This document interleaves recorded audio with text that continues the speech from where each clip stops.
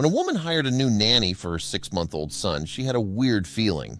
She brushed it off thinking it was new mom anxiety, but later realized she put her son in danger by hiring the woman. The woman already had a nanny, but she refused to stay with her at night because of other commitments.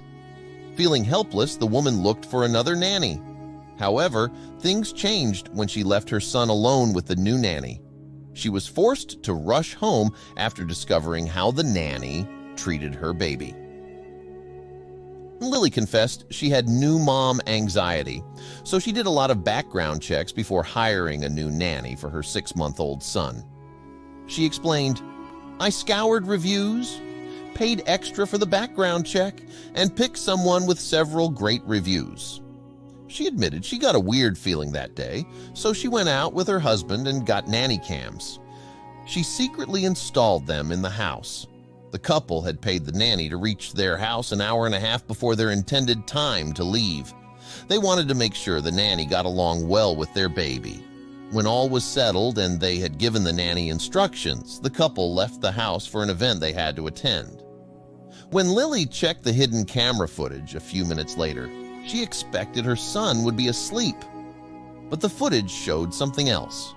Her baby was wailing while the nanny was nowhere to be found. She recalled, "I can rewind the footage on my phone and found basically 5 minutes after we left. She laid him on the playpad and walked out." The woman assumed the nanny must have been in the washroom, so she waited a few minutes. She saw that her child was calm when the nanny left him on the bed, but he started crying a few minutes later. Her baby kept on crying for the next 30 minutes. Thinking the nanny may have taken longer than expected in the washroom, she gave her the benefit of the doubt and waited some more. Then she described what she saw in the footage a few moments later. "We see her go in the room, get something from her purse, and just walk back out. He is still crying." Then she saw the nanny pick up the child and bounced him while watching TV, but he didn't stop crying.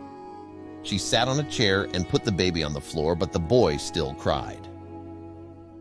After 5 minutes of the baby crying, the nanny tried to calm him, but at this point Lily was furious. She decided not to go to the event anymore because she couldn't trust the nanny with her baby. However, she also questioned herself if she was just being too suspicious. She explained, "She pulls him out and is bouncing him pretty roughly, not my style, and I'm not very comfortable with it, but not abuse."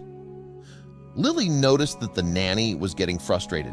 She tried to make her son sit on the bed, knowing he couldn't balance himself, and he fell on the bed with his face in the blanket. The nanny stood there and then patted his back after a few minutes. When Lily and her husband saw this, they immediately rushed back home. On the drive home, she saw the nanny give her son a bottle.